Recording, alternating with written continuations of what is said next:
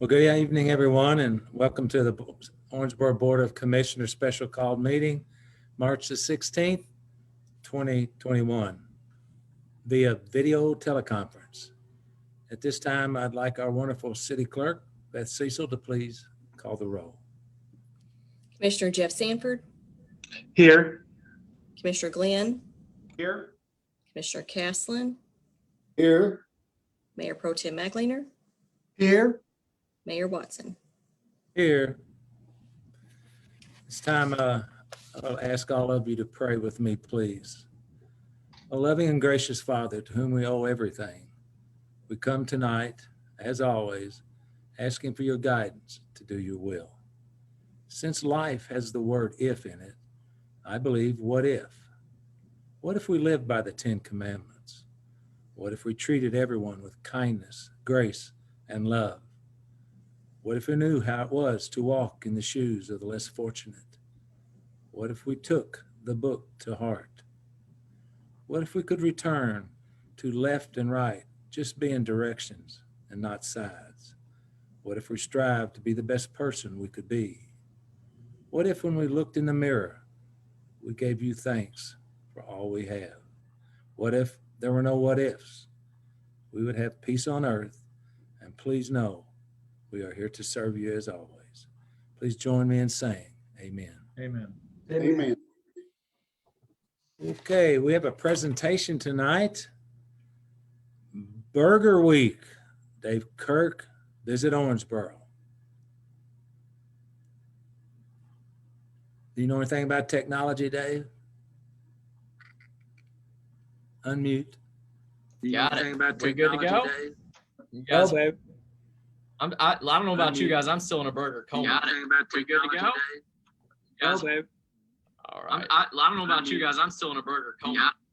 I hope you guys enjoyed Burger Week. It certainly was a unexpected success. I thought it'd be fun. I thought people would get into it, but I did not realize what it would turn into. But first thing I just kind of wanted to do is just thank the City Commission for allowing us to have Tim and Erica. They helped me out personally with the event a lot. They the IT staff there at the city created the actual Owensboro Burger Week website for us.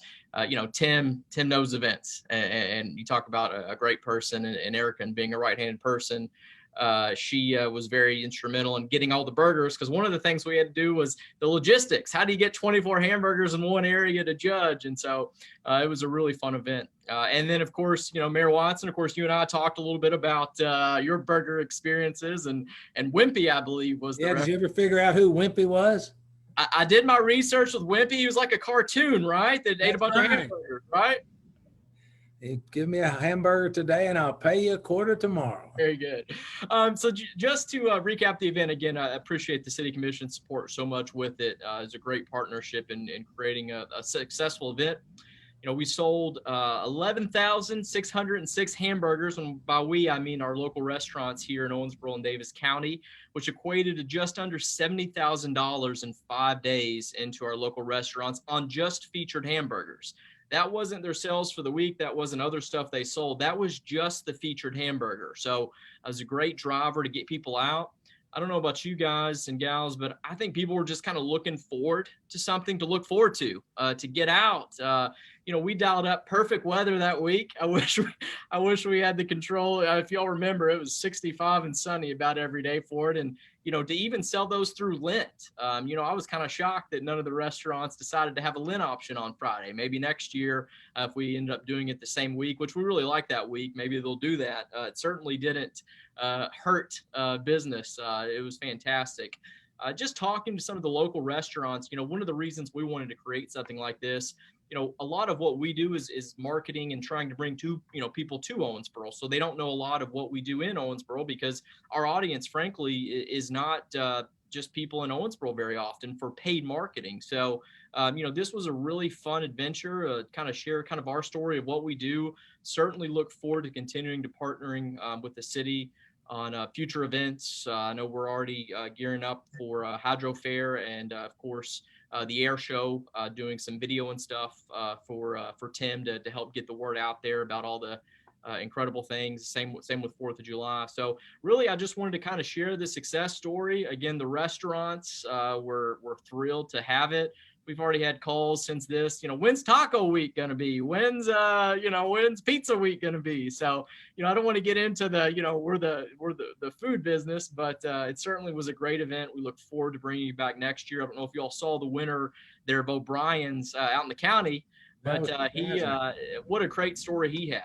He bought the business 2019 in the fall. And young business, I think he's about my age. And then, the pandemic hit and was just absolutely devastated by it. So, the funding that he got, and then the just people knowing about O'Brien's now, perhaps that'll bring more business to him as well. So, again, we just wanted something to feel good and putting people in a good mood, getting people safely out again. And we just appreciate you all's support with it. We really couldn't have done it, especially without your IT department and without Tim and Erica. It was a huge help for us. So just wanted to say thank you, and we appreciate them. We appreciate you guys for supporting it and your time. And we look forward to creating other really fun things to put some money in our local businesses. Dave, I thought it was an idea that you came up with on your own. So I Googled it, and it goes on like. Oh no! I didn't do. I adapted it. I did. It wasn't my original. Yeah, I even saw where Nairobi, Kenya, has Burger Week. So, really? Wow. Yeah, so, I think we need to start a competition within the Commonwealth per capita who has the best Burger Week in the entire Commonwealth. We might. I know Louisville and Lexington, they've been doing them for a while. And one of our big sponsors with the Kentucky Beef Council, of course, we have a great relationship with them. They bring their Cattlemen's Association for, huge conventions here in January. So they were looking for somebody in the western part of the state to do one of these. They had looked Bowling Green, Paducah, and then when I called them, they jumped at the idea, and we're glad to be able to secure the western branch of Burger Week here in Kentucky, here in Owensboro. Okay, well, thanks for coming on. We appreciate your hard work. Thank you guys for your time. We appreciate it. All right, Burger Week. Raise your hand if you had a burger last week. Even you, Angela? Yes. I thought you were vegan. All right, well, great. All right, the next item on the agenda are 4B's retirement recognitions. Have we done this in the past? I'm not really sure. I've got a little something here to read about them. It doesn't seem, the same, but so I will read a little something about these fellas. The first one, Sergeant Adam Johnston, a great guy, known him a long time. He's a sergeant with the Owensboro Police Department, will retire from the city March the 31st, 2021, after 20 years of service. Steve Lynn, our city attorney, will retire from the city on March 31st, 2021, after 9 years of service. Plus, Nate, he had 20-some years in Frankfurt or something before, I believe. So he retired to get his pension. And then, of course, Wayne Shelton, poor Wayne, Director of Public Works, will retire from the city on March 31st, 2021, after 16 years of service. So I guess we all give them a clap or a pat on the back when we see them, but those are three wonderful people that our community has been blessed to have them work with us. So thank you all very much for your service to us. Okay, proclamations. There's 4 long proclamations on the agenda. So since they're not here really to receive the proclamation, I decided that I would just announce the proclamations and that we would mail them to them after the announcement today at the meeting. So the first one's the National Social Work Month. At this time during the pandemic, they've been fabulous helping folks. Women's History Month, great recognition of the women in my life and everyone's life. National Community Development Week, April the 5th through the 9th. And since we won't have a meeting around that time, we thought we'd go ahead and bring them in. And the National Public Safety Telecommunicators Week of April 11th through the 17th. And that's Paul Nave's people who do a tremendous job of getting public safety folks to where they need to be. So we will mail those to them, and It's just not quite as much fun when we can't present them at our meeting, but maybe next month, if we can get Nate to let us do it, we're going to do it. Okay, item 4D, Northwest Nrsa Community Catalyst Grants, Abby Shelton, Community Development Director. And I think she has a 2-minute PowerPoint. Okay, Abby. Oh. Unmute. All right, we good? You're good. Thank you, Mayor. Yes, 3 minutes or less. You know, I fly through these things. First of all, thank you for the opportunity to pull together staff, pick brains as to how we could use local funds to give a shot in the arm to what we're currently doing in the Northwest NRSA. So I do have a short presentation to show you, and let's see. Share screen.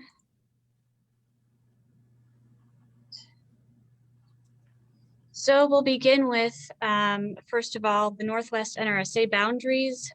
They go from Walnut Street on the east to Ewing Road on the west, and then from the boundaries, city boundaries on the north, and then the north side of 5th Street on the bottom. And of course, the NRSA has been set up to expound upon providing low to moderate income folks increased services through beautification, through existing homeowner exterior rehab, and then commercial rehab. So the first local program we have is a single family rental rehab reimbursement program. Up to $4,000 would be a 50-50 matching grant. Landlord eligibility would be, it'd have to be located in the Northwest NRSA. They have to possess a current business license. Of course, finance would have to help with all this, and we do appreciate the support they've given us in the past. Of course, no mortgage foreclosures and in good standing with code enforcement. The unit must be rented to a tenant household that meets the HUD income guidelines of a maximum of 80% the AMI, the area median income, and then they need to have a 12-month lease submitted to the city within that. The 2021 income limits have not come out, so we would go by the 2020 income limit chart. So you can see those down there. For a one-person family, it would be $36,500. Of course, the target of these programs is to, with the local funds, make sure there's a more affordable and substantially good housing in the area. Eligible activities would be windows, doors, interior walls, ceilings, flooring, kitchen, bathroom, painting, siding, roof, plumbing. With a lot of these projects, it's not as easy to initiate the federal funds for the interior work, and it takes a little bit more staff time. So the affordability with the local funds is a great shot in the arm for this program. And eligible activities, of course, you cannot take on any activities before the city has provided an official notice to proceed, unless specifically listed under eligible activities. Activity or purchase must be eligible for reimbursement, and we will not reimburse for personal time and labor done by the landlord, so it must be contracted. With this program, the second program, single family new development / rehab. So this considers your new development within the area where you're going to purchase property that's vacant and build a new house on that property. That takes this into consideration. And then of course we have the single family rehab component of it. So if you're going to purchase a house and then rehab to flip it, that's what it would address. Construction grants will assist developers and investors in the locally designated Northwest NRSA. It's low income and has suffered disproportionate low housing values, high rates of vacancy and abandonment. Eligible applicants would be private developers, and they must be current with their business license with the city of Owensboro. And eligible applicants, you can't have unpaid fees, declared bankruptcy, received a city of Owensboro property maintenance code violation, just the basic things that we had mentioned before. And eligible activities, acquisition of city-owned properties, properties through the receivership process, relocation, operating. Basically, this is a strictly construction grant. So an example of a new development project, which these are very rough numbers, and of course there are a lot more fees associated with this kind of project. So for example, you have a $10,000 lot, you might have $7,000 in demolition, and we also have a grant to cover that. So your initial investment is $17,000. So you have a 1,200 square foot home times maybe $110 per square foot average, which is your $132,000 in hard cost, not to exceed $120 per square foot. So the incentive would be $15 of the cost per square foot of 1,200 square feet, which is $18,000. So the total investment minus the grant would be $131,000. And of course, houses must be built to community development specifications and approval, not to proceed until we do that. And then for houses built over $120 per square foot or 2,000 total square feet, the incentive drops to $8 of the cost per square foot. Now on the rehab side, so you purchase a property and you want to rehab it, there's a $30,000 property purchase cost. You have a 1,200 square foot home, and then $90 per square foot average for the rehab. So your hard cost would be $108,000, not to exceed $110 per square foot. Of course, we want to keep into consideration the affordability of this area. So your incentive, your total incentive would be $12 of cost per square foot for the 1,200 square feet. And I'm going through this quickly, so stop me if you have any questions. But the total hard cost, of course, not considering all the other costs associated with permit fees and everything like that, would be $123,600. So we're trying to keep it affordable so the developers can make a little bit of profit, yet people will be able to afford buying the homes. So also we have a 50-50 demolition grant that would be available to that area, the Northwest Nrsa.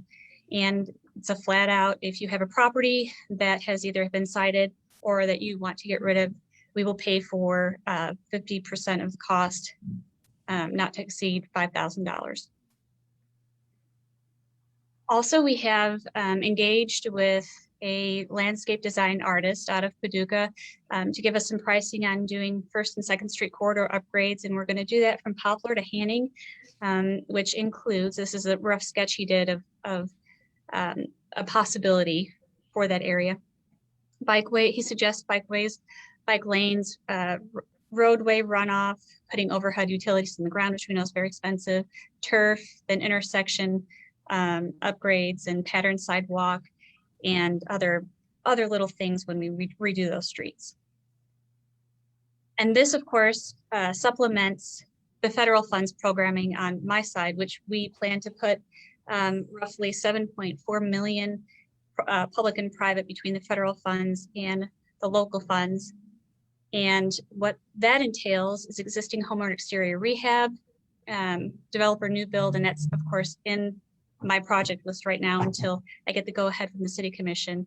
Downspout removal program where we're removing that extra gray water from the combined sewer, and that's an RWRA partnership. Commercial grant program, beautification, safety, and then through the home buyer grant program, we're able to provide affordable housing with down payment assistance, outright city builds, and then our partnerships with Habitat for Humanity and our Chodo.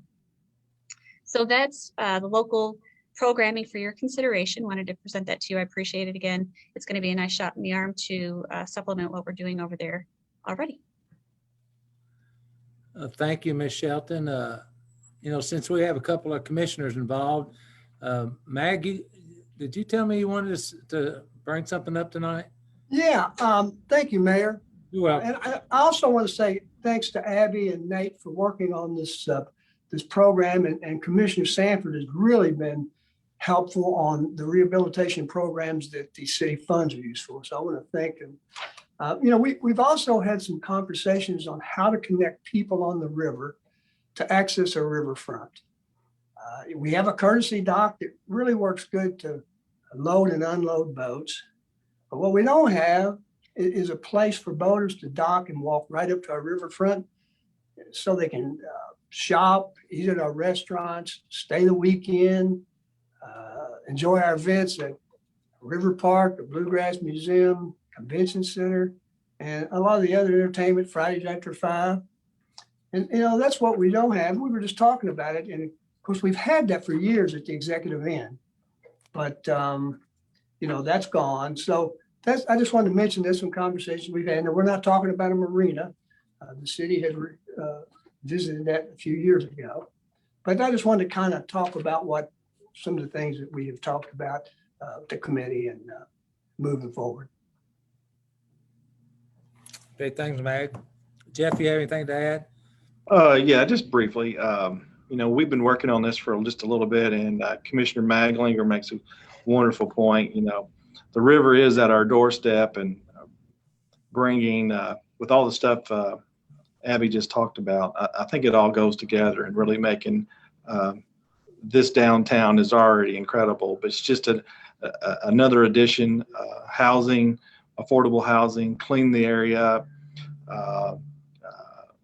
a transient, a place for boats to go and park, and it's just some stuff we're looking at, and I think it's really a good idea. And I really appreciate the staff helping with this, because I've been pushing really hard to get all this done, and I appreciate their hard work and effort on all this, and they've done a tremendous job. And looks like we're getting ready to get this thing going, and I'm really looking forward to it. And like I said, I appreciate all the help, and here we go. And it's just pretty exciting stuff that's getting ready to come up.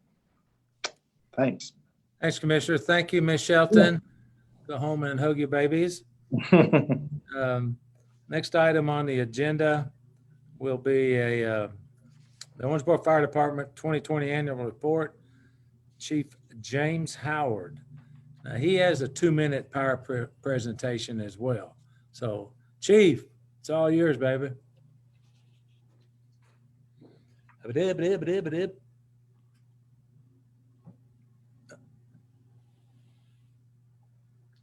Go ahead and unmute, Chief. Gotcha, sir. I'm sorry, there's a little bit of a lag. Okay. I've come in last in a lot of races. Okay.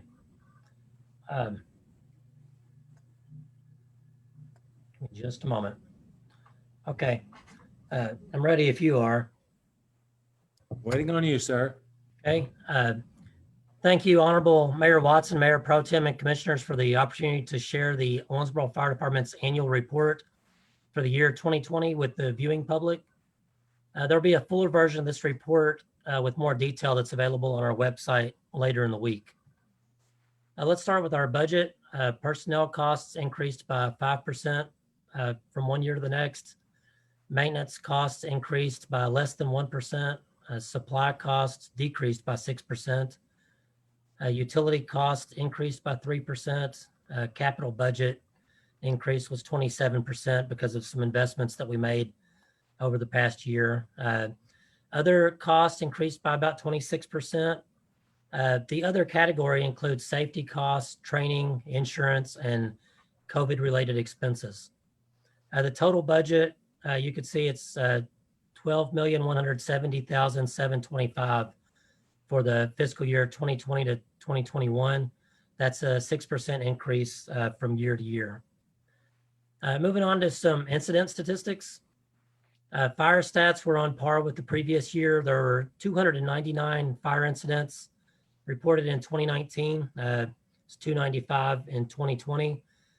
Structure fires and vehicle fires are up slightly from year to year, and EMS calls have increased by 7% overall, and that's a significant bump by our estimation. This can likely be explained by COVID-related symptoms and circumstances, because respiratory emergencies specifically increased by about 9% from year to year.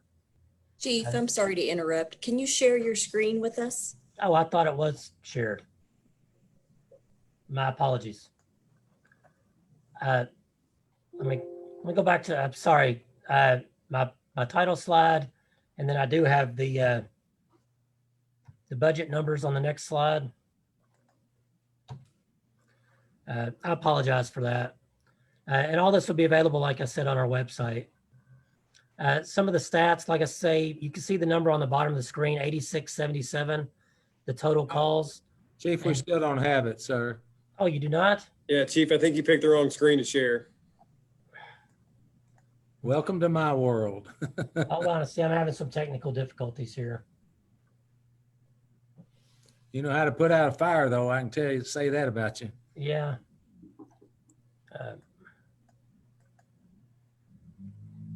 Okay.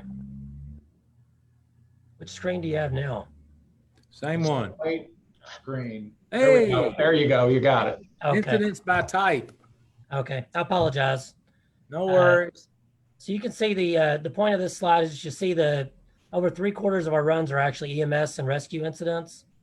So, and I know I've gone past the 2-minute mark, but if you bear with me, our average response time in 2020 was 4 minutes and 36 seconds. That's from the time that we get toned out at the station until our personnel show up on your doorstep. The previous year it was 4 minutes and 34 seconds. That's pretty close, but we don't like to backslide even a couple of seconds. So this is a statistic that we'll be working on with our performance metrics in the fire station. Here are some pictures for you.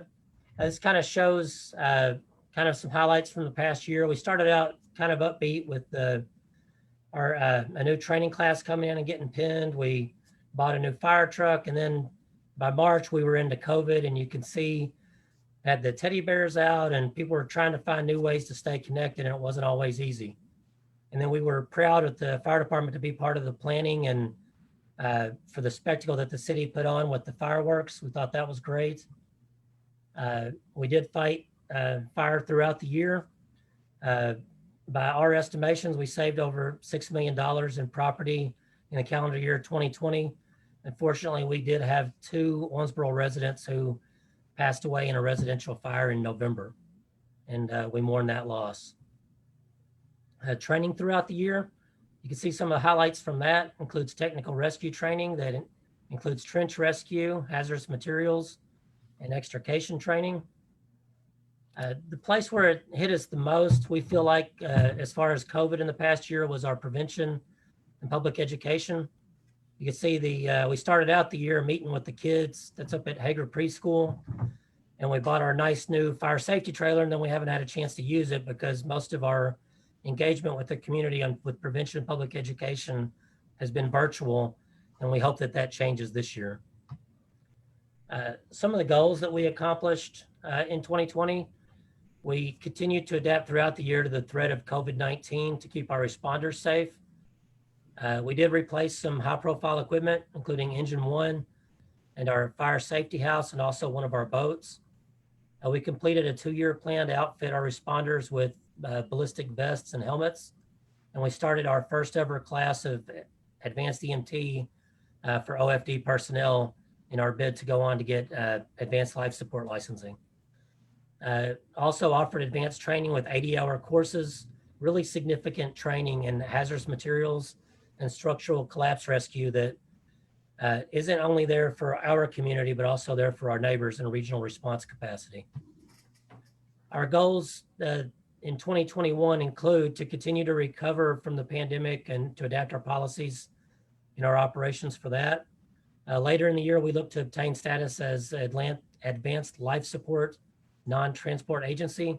That's going to be huge for us to be able to put our advanced EMTs and even a few paramedics to work to provide for better patient outcomes. And then planning and providing response coverage for the air show and the hydro fair. Those are very important to us. And as always, we have equipment that's coming up for replacement that we worked on, including Ladder 5 and our ATV that provides for suppression and also some wilderness rescue. Ask the public to follow us on Facebook and take the time to look at our full report on owensborofire.org. That's the city fire department's webpage. And I'll have a notice on our Facebook page here in the next few days just to lead people to that. It'll be a much a more detailed report than what you're getting here in this slideshow.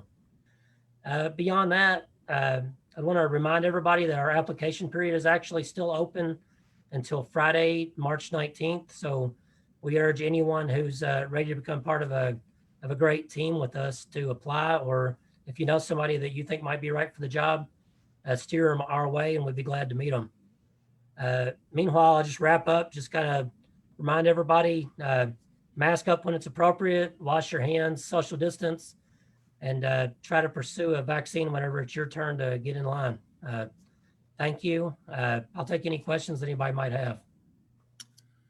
Okay, thanks, Chief. Any questions from the commission? Commissioner Glenn? Yes. So what progress are we making with the firehouse out on Parish in terms of expanding it? And because I know that was on the drawing board when Chief Mitchell left and you took over, Chief Howard. Yeah, that was a really important planning piece for us. And actually, the whole time I've been in this office, we've been in a design phase of that. And right now, it's kind of in the hands of mechanical engineers and getting site surveys and doing all that before we actually break ground. The design phase stretched out. Some of that was related to COVID, and some of it was related to us taking a little extra time to make sure that we were going to put the things into the building that we actually wanted that were going to work for us in the long term. So we haven't broken ground on it. We hope to see that happen pretty soon. There should be some contract bidding that takes place in the near future. And we'll be excited to get that and see a lot of that work done throughout this year. Thank you. Appreciate it. you're Appreciate welcome. your service. Thanks. Well, thank you, sir. Don't you have a relative on the fire department, Commissioner? I might, but he didn't claim me and I don't claim him. So I heard that. Chief, I'll tell you what, Adrian takes care of all my emails, and all she ever gets is kudos from the community on how kind and gentle and caring all your people were, especially at those accidents. So I want to thank you as mayor of Owensboro, and I know the rest of our commission, very proud of the job our fire department does for our community. So thank you very much. We love to hear that. Thank you. Okay. That's pretty short for you, Chief. Not bad. All right, next item on the agenda will be consider approval of minutes, March the 2nd, 2021. I'll make a motion to approve. Could I have a second, please? Second? Any discussion on the minutes?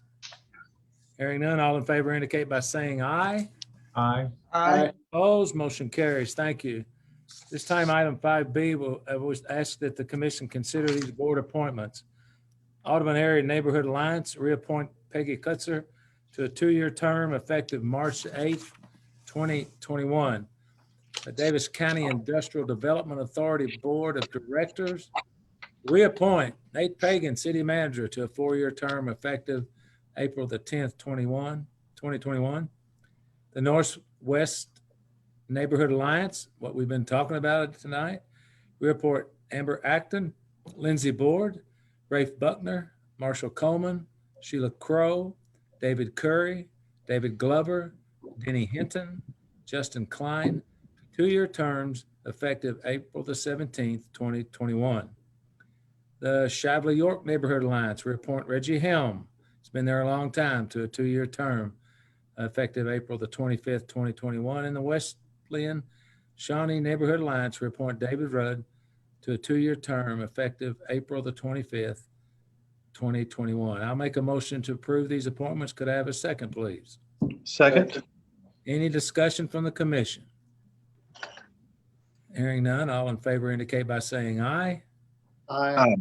All opposed, motion carries. And thanks to Adrian Carrico, our assistant up here on the 4th floor. She manages that for our commission and it's doing a great job. Item 6, ordinance, second reading. We do not have any. Item 7, ordinance, first reading. There will be no vote. So item 7A, Ms. Davis, please speak. Yes. Ordinance 6-2021, and ordinance closing a portion of a street right-of-way being Faust Avenue between 711 Faust Avenue and 1802 West 7th Street in the city of Owensboro, Kentucky, at the request of Local Property Holdings, LLC, introduced and publicly read the 16th day of March, 2021. Thank you. City Manager, would you like to expound on this? I would, Mayor. Thank you. This is first reading of an ordinance closing a portion of Faust Avenue between West 7th Street and the railroad. Like other recent right-of-way closings in this area, the section of street to be closed dead ends into the railroad, so there is no negative impact on our transportation network. Property owner requesting the closure owns all property contiguous to the right-of-way to be closed. A utility easement will be retained for Atmos, OMU, and RWRA. The Mayor, I do have a map to show the commission if you give me just a second. Get the chief to help you share your screen. You see the map? Nope, now we do. Okay, so again, we looked at this area at our meetings in February, and you can see my cursor here is on Faust Elementary. To the left of that is Faust Avenue, and then running east-west here is West 7th. At our meetings last month, we closed a portion of Gratian Street where it dead ends into the rail road. And then this alley that's unpaved between the blue lines. And then what we're considering today and at the next meeting closes Faust Avenue south of 7th Street here. And essentially a single property owner has acquired 6 or 7 parcels in this area, and they're consolidating them and rezoning them for a business there. And so they're just closing the road that sort of divides their property at the current time. Your cursor even runs as fast as your conversation, City Manager. That's pretty good. Any questions from the commission? Okay, hearing none, we'll move on to municipal orders. Item 8A, please, Ms. Davis. Yes. Municipal Order 9-2021, a municipal order levying a special assessment for the purpose of acquiring, constructing, and improving certain energy projects in cooperation with and upon request of Owensboro Senior Partners, LLC, providing for the deposit of the proceeds of the assessment, assigning the assessment to a designated investor, authorizing the execution of an Epad program financing agreement with the property owner, providing for an adjustment to the assessments in any fiscal year by the Owensboro Board of Commissioners, and taking other action related to the imposition of the assessment, introduced and publicly read for approval the 16th day of March, 2021. Thank you, Ms. Davis. I'll make a motion to approve this. Could I have a second, please? Second. Okay, City Manager, would you like to discuss this? I do, and then we have some other guests here with us tonight as well. In 2015, the state created a program for Energy Program Assessment Districts, or EPAD, and the city adopted the program in 2015 as well. Essentially, properties can request to be assessed at a higher or supplemental property tax, which is rebated back as a method to finance certain projects. The benefit of this financing program, which are not available in traditional loans, include lower interest rates, extended repayment terms, no down payment, and the EPAD assessments remain with the property if the property owner sells, and it does not tie up other credit lines for the property owner. All this is done at no cost to the taxpayer or the city. We were recently approached by a company about a potential EPAD project in our community. With us today are Ben Spies and David Hettinger from Dmk Development, which is the development firm building the project, and an attorney for the project, Laura Thielman with Frost Brown Todd. Ben, I believe you're on, if that's correct. I am. Thank you. Thank you, Mayor and Commissioners, and thanks for hearing our pursuit for the EPAD project in Owensboro. And we're very excited about this senior housing project that we're bringing to the community. There's a large need in the community for really high quality senior care. I do have a brief presentation that I can share with you all right now.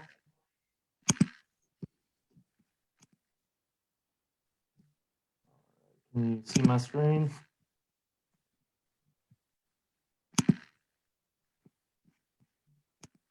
Chief Howard, where are you? There you go. There we go. Is it on there now? Yes, sir. Yes. All right, I'll go through this relatively quickly. There's a lot of detail to it, but Dmk Development is our development company that was founded in 2007 by David and Michael Kitchens. So our company has been solely 100% invested in building quality senior housing projects throughout the Midwest. We've done quite a bit in Kentucky, and recently have a few projects that just opened in Bardstown and Danville and Winchester, and got another one starting in Shelbyville and Hopkinsville, and in Owensboro. We are looking to actually close on this loan with Independence Bank locally there in Owensboro sometime next week. So as part of that closing, we're approaching this Epad financing, which I'll let Laura explain more of the details to you. But on a high level, the project is going to be developed and general contracted through Dmk Development, which is our company, and through an ownership group, we're going to build a 3-story, 115 unit senior housing community. It's got 51 independent living units, 44 assisted living, and 20 units reserved for memory care. So the total project is roughly $22.5 million.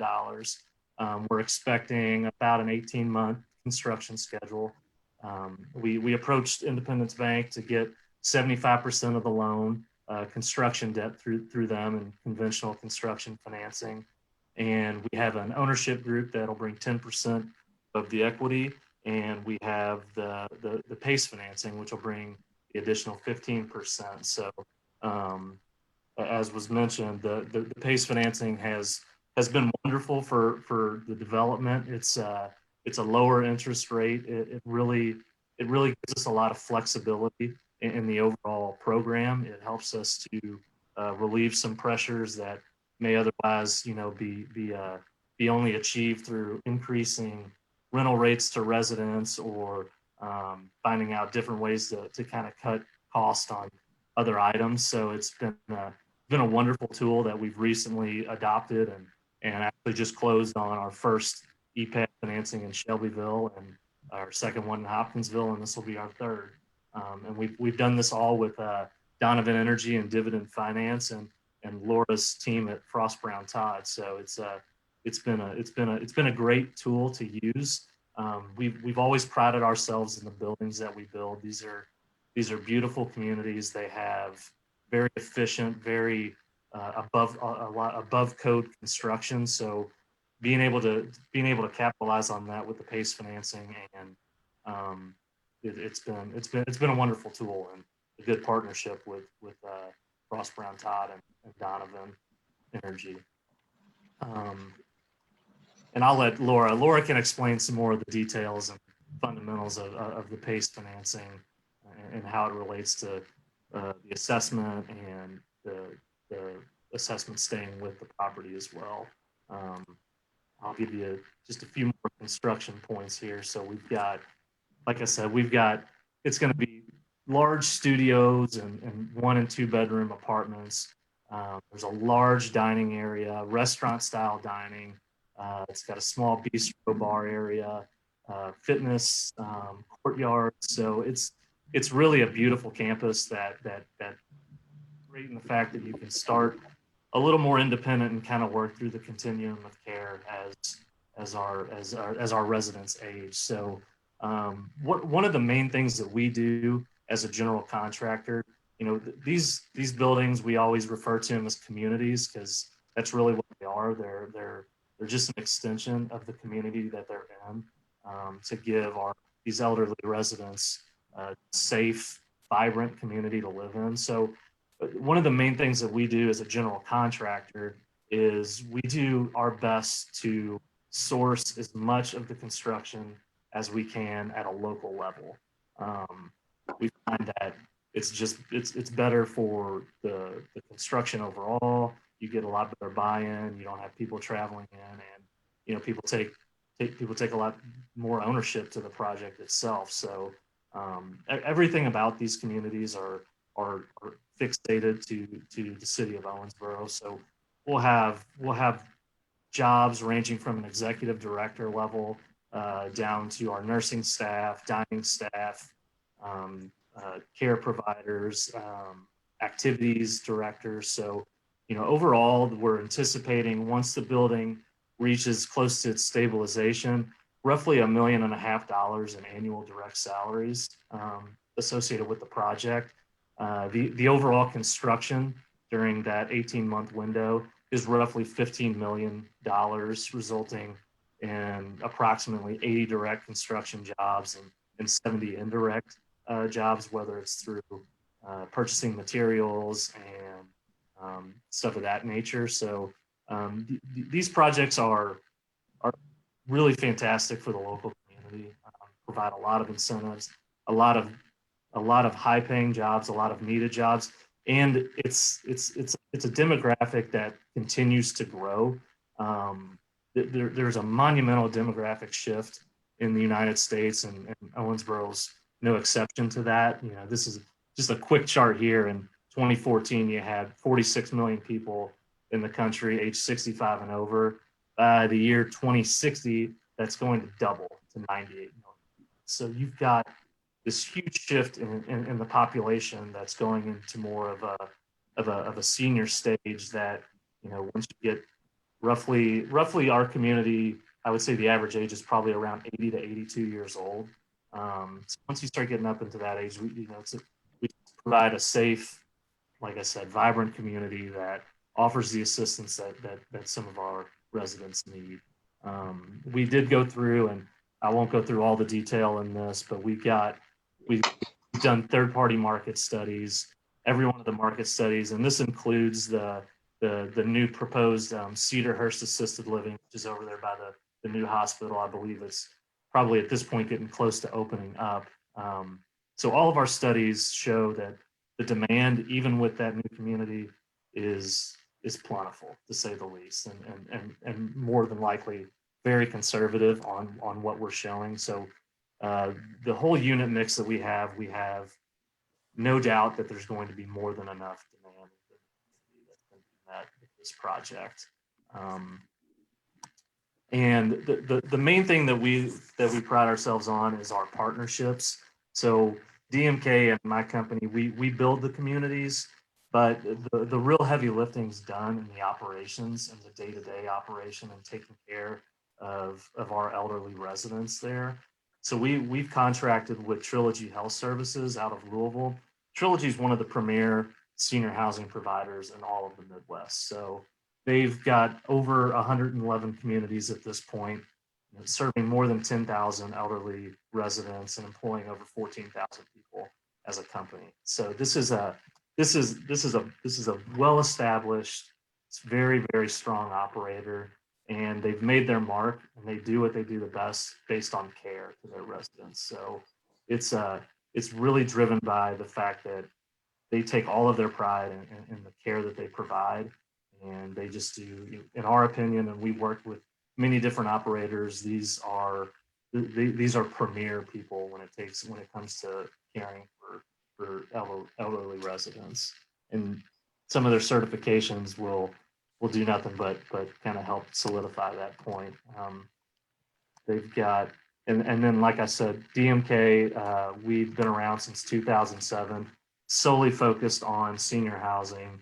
Over those 10 plus years, have done roughly $800 million in construction since 2007.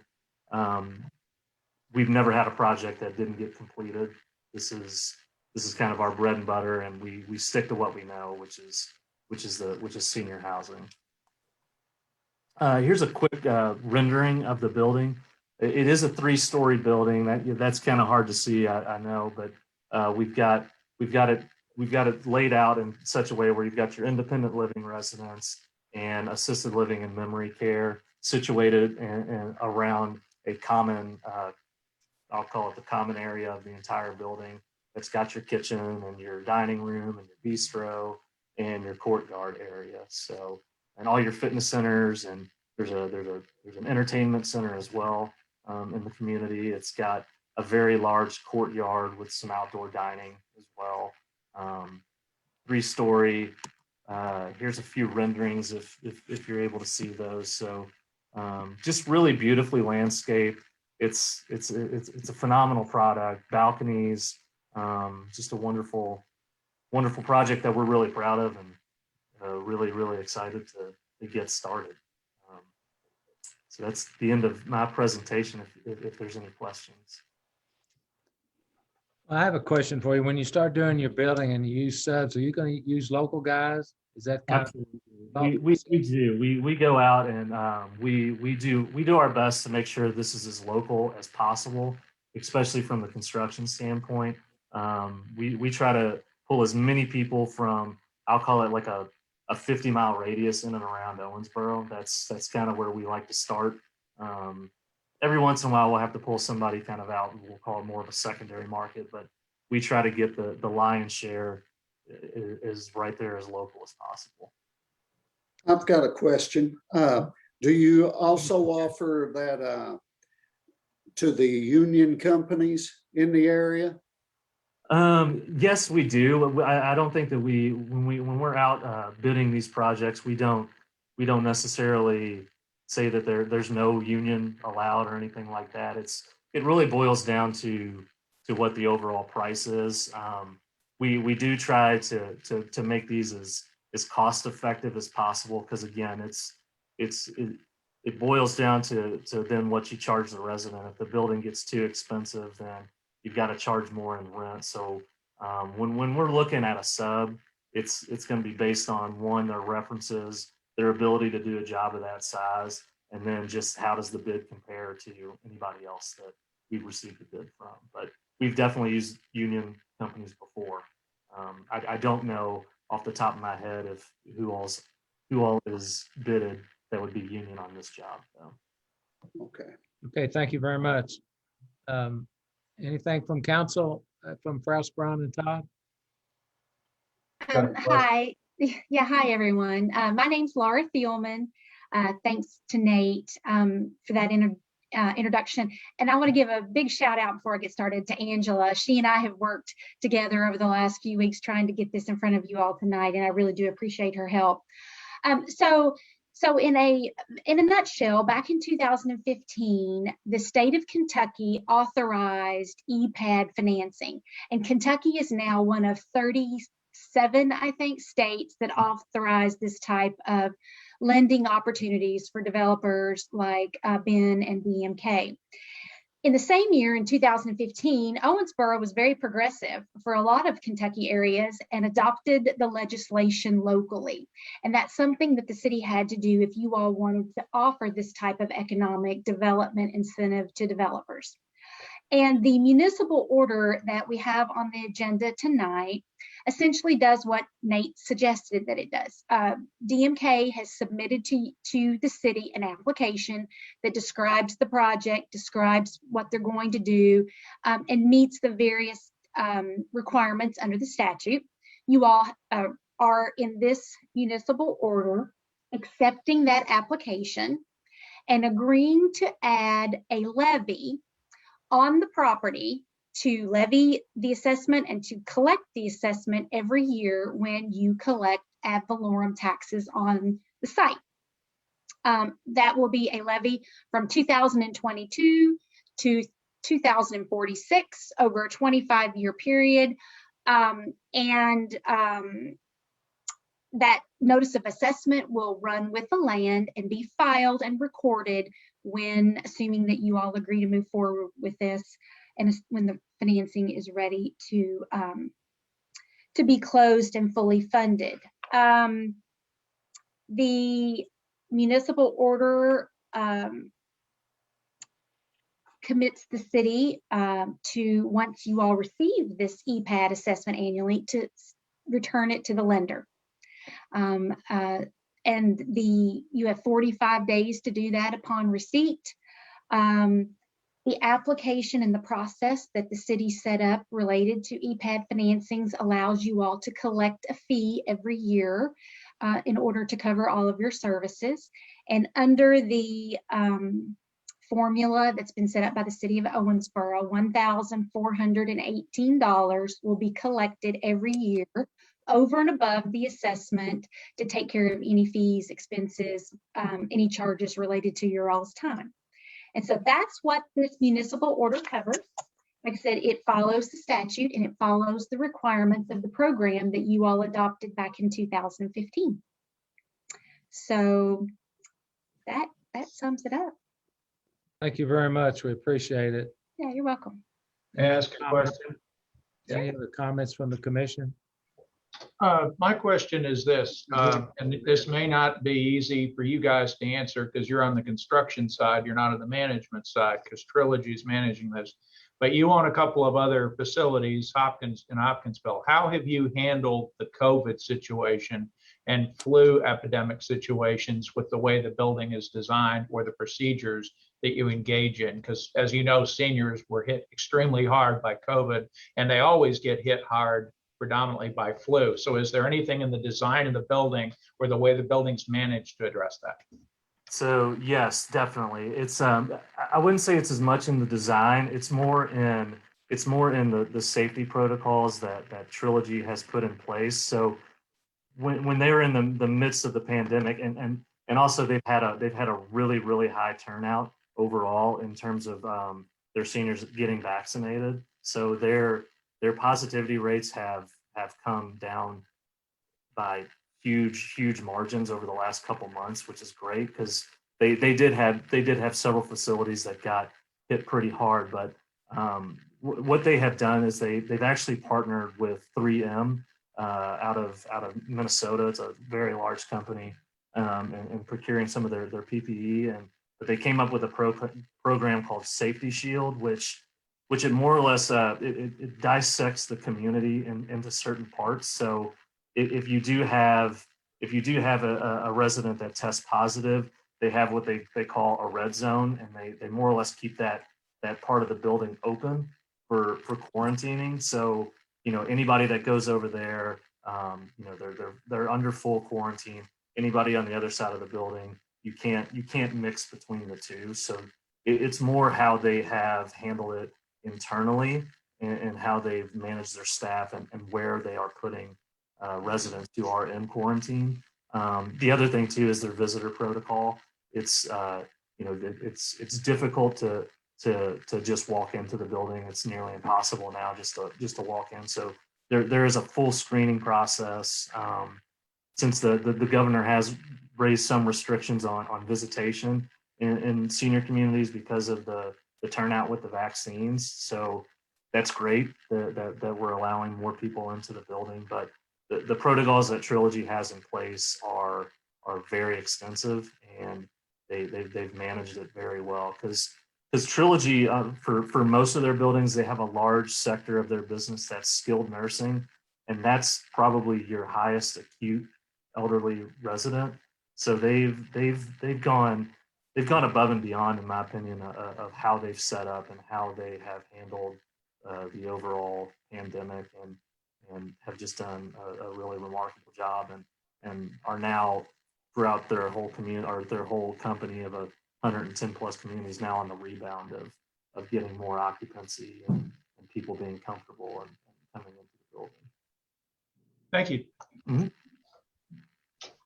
Okay, thank you very much. At this time, I will tell you, I met with Mr. Kitchen last year, and maybe Ben Five, and maybe Oberstrom or something. I met with Ross Oberhouse. Ross, yes, I met with those three guys last year, and it's really nice to see this project come to fruition. So if there aren't any other comments, I'll ask for a vote, please. All in favor indicate by saying aye. Aye. All opposed? Motion carries. Thank you all very much for your presentation. Thank you so much. Thank you very much.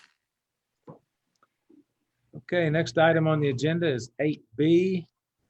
Ms. Davis. Municipal Order 10-2021, a municipal order authorizing the mayor to execute a memorandum of agreement with the Davis County Fiscal Court and Davis County Public Schools Special Law Enforcement Agency, allowing Davis County Public Schools Special Law Enforcement Agency access to the city county 911 operations through access to the Davis County Sheriff's Department radio frequency and outlining the usage policy. Introduced and publicly read for approval the 16th day of March, 2021.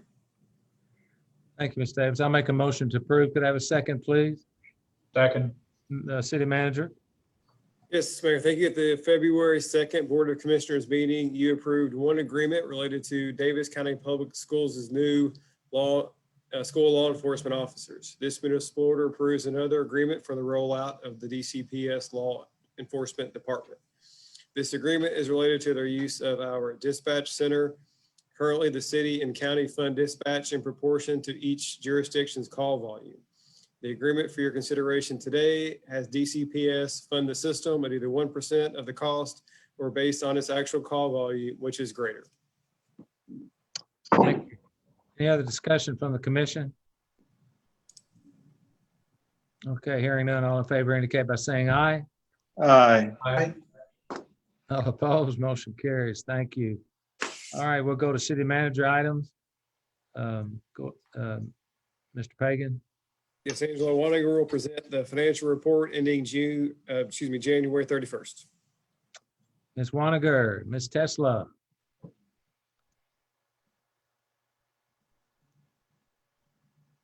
Yes, Mayor. I will pull my screen up to share. Can everyone see it? Yes, ma'am. All right. My PowerPoint presentation will be on the general fund activity for the month of and the 7 months ended January 2021. You can refer to page 3 of your financial packet for more detail. All right, our first slide is the current month of January.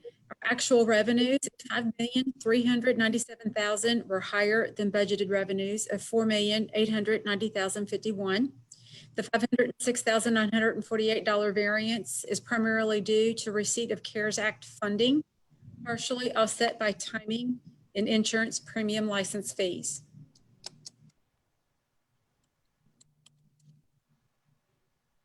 The next slide, oh, I went back, I went too far. And I'm not sure how to go back. But anyway, I'll just go ahead and speak to the revenues. For the 7 months ended January 2021, which is not this slide, sorry, total actual revenues of $42,338,482 were higher than budgeted revenues of $37,356,338 for a positive variance of $4,982,144. This variance is primarily due to receipt of CARES Act funding and partially due to higher property tax revenue and occupational tax withholding, offset by lower other revenues, which is mostly due to timing, which is offset by lower expenses. And now we got the right slide here for the month of January expenditures. The expenditures of $5,119,406 were less than budgeted expenditures of $5,821,310 for a variance of $701,904. This is primarily due to savings in personnel services offset by timing and maintenance. For the 7 months ended January 2021, our actual expenditures of $33,356,586 were less than budgeted expenditures of $36,877,543 for a variance of $3,520,957. This variance is primarily due to savings in personnel services, timing in capital supplies, and outside services. And here is our monthly trending graph. The city's monthly revenues and expenses are cyclical. By example, you can see on the graph our first month of July, our revenues are higher, which is the green line, higher than our expenditures, the red line. Then you see the very next month, the opposite happens. This is the nature of finances here at the city. Our expenses typically outpace revenues in the warmer months when the streets and grounds, maintenance, and parks are in full swing. Likewise, we have months that typically generate higher revenues than other months. For example, you will see in the months of October and November, as you can tell on the slide, the collection of property taxes. And then we also have higher revenues in the months of April and October for collection of net profit taxes. Timing, due to a variety of reasons, can affect when monthly activity is reflected as well. If anyone has any questions, I'm happy to take them. Any questions from the commission, please? Okay, hearing none, I'll make a motion to approve this audit for filing. And could I have a second, please? Second. And all in favor indicate by saying aye. Aye. All opposed? Motion carries. Thank you, Ms. Hamrick. Accurate as always. We appreciate you. You're welcome, Mayor. 9B, consider these personnel appointments. City manager, please. Yes, sir. Dennis Pearl, Quentin Smethers, probationary full-time, non-civil service appointments to Refuge Truck Sanitation Department effective March 29th. Joseph Withrow, probationary full-time, non-civil service appointment to firefighter with the fire department effective March 29th. Dalton Howard, Tamara Young, and Jacob Mueller, probationary full-time, non-civil service appointments to police officer with the police department effective April 5th. Aaron Hamilton and Nicholas Wellman, probationary full-time, non-civil service promotional appointments to sergeant with the police department effective March 28th. Catherine George, regular full-time, non-civil service appointment to assistant TAC telecommunicator with the police department, effective March 29th. And Kevin Lanham and Richard Peach, regular full-time, non-civil service appointments to battalion chiefs with the fire department, effective March 29th. Mayor, you will note that there was one that was originally intended to be a contingent appointment, but he has now passed all of his post offer screening, so he is now a full appointment. Okay, thank you. I'm making the motion to approve these promotions or probationary status or regular status. Could I have a second, please? Second. Any discussion from the commission? Hearing none, all in favor indicate by saying aye. Aye. All opposed, motion carries. Thank you. City manager comments? No other comments. Thank you. Commissioner Maglinger. Thank you, Mayor. We had some great news at the press conference that you had last Thursday about the Owensboro Hydro Fair represented by Jago Holmes. Owensboro will be hosting the North American Championship. And Valor Oil and Renegade Fuels will be providing all the fuel. And it's great to have local involvement in that. The North American Championship will bring hydroplanes in as far as Canada to California, right into Owensboro. And that's going to bring a lot of people and a lot of boat racing. I want to thank Randy Lentz of American Hydroplane Events for making it happen, because this could have gone anywhere in the country. And it's happening in Owensboro. It's a free event. And they also announced that you can purchase some reserve seating at the convention center, which has several good locations to watch the race. So it's going to be a big weekend, August 20th, 22nd. And I hope everybody comes out and enjoys it. That's all I got. Thank you. Thank you. I might want to adjust one of your comments. It's free admission, right? Not free. I guess it's free admission unless you want to set it at the reserve seating. Commissioner Caston. Yes. I just wanted to thank Amanda Rogers at the Parks Department for helping me organize a pickleball learning session over at Dugan Best.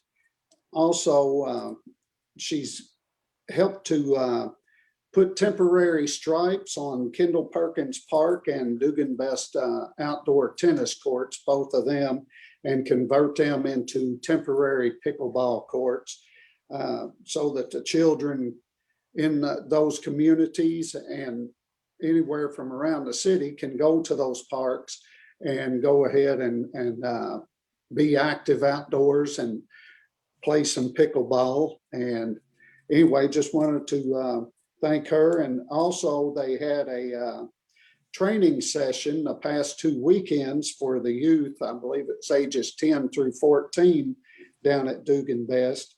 And I stopped and talked to Mr. Mike Gray that was in charge of that. And he told me they had a great turnout. So it looks like the Parks Department is really going out of their way to help promote the pickleball and get our children of the community active. Thank you, Mayor. Thank you, Commissioner. Commissioner Sanford.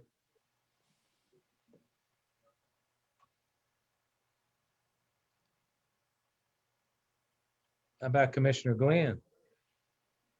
Yes, I just have a couple of quick items. So first and foremost, there's a group led by the Northwest Neighborhood Alliance and a local ministry that's been able to get 40 individuals vaccinated over on the Northwest area. I think that's a real plus. Again, I'm just real proud of our Neighborhood Alliance. I'm very proud of Mike Johnston, who's with the school board, who was able to get that started and to begin to answer some questions residents have about the safety of the vaccine and whether it's a good fit for them to take it. The other is I just want to say that our fire department is awesome. Chief Howard, I appreciate his presentation. My son's been a firefighter now for 4 years, and I'm very proud of all of the officers there. They do tremendous work, particularly in the time of COVID, dealing with all the extra equipment they have to wear to protect themselves and our individuals that they go on call to save. So our fire department and it is absolutely outstanding. And I'm very proud that my son is a member of that organization. They're doing great work. Thank you. Commissioner Sanford, if you'll unmute, we'd love to hear from you. There we go.